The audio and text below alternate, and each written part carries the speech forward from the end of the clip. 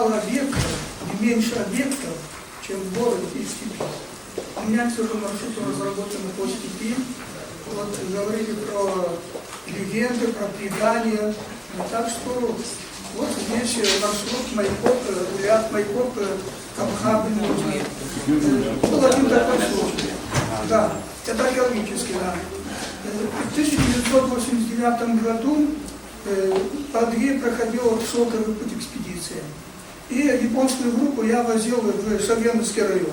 Вот говорили, что в Швеции районе нечего показать. Там же курганы, братьев Новошат, легенда, и не только.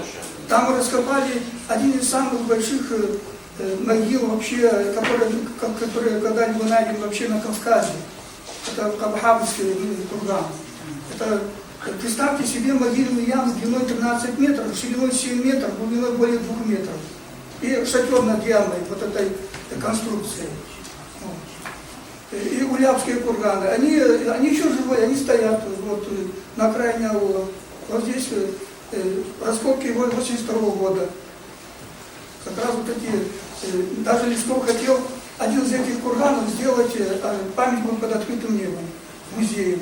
Но не получилось. Но можно это сделать. И это можно сделать рядом с Майкопом. Я это уже несколько раз высказывал. Никто это не воспринимает.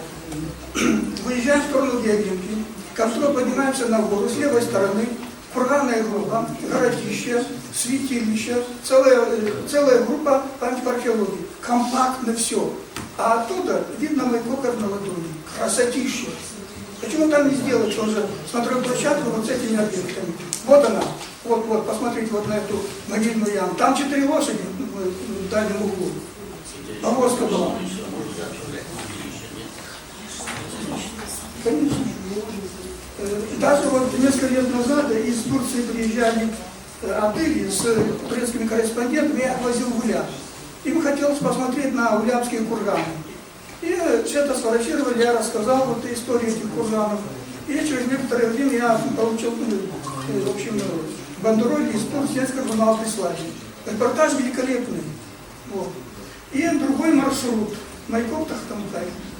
Здесь и легенды, и предания, археология, все что угодно. Вот верхний рисунок, это место, где убили Шаббат Напор. Мы нашли исторический центр Черкесии, нашли центр, где собирали нарты, и главная касса, материнская касса, жук касса. Вот нижний рисунок, это курган, может быть, самого того Шаббат Напор, который вот за деревьями. Это буквально от дороги метров 300, не больше. Динарских мест здесь более 10. И притом, это въезд. Единственный въезд это городище. И в древности и сейчас. С другой стороны, туда невозможно подступиться. Абсолютно. А нижний рисунок левый, это место, где стоял длинный дом Олежа. Это от Габугая 2 километра к востоку. Дерев Шиша.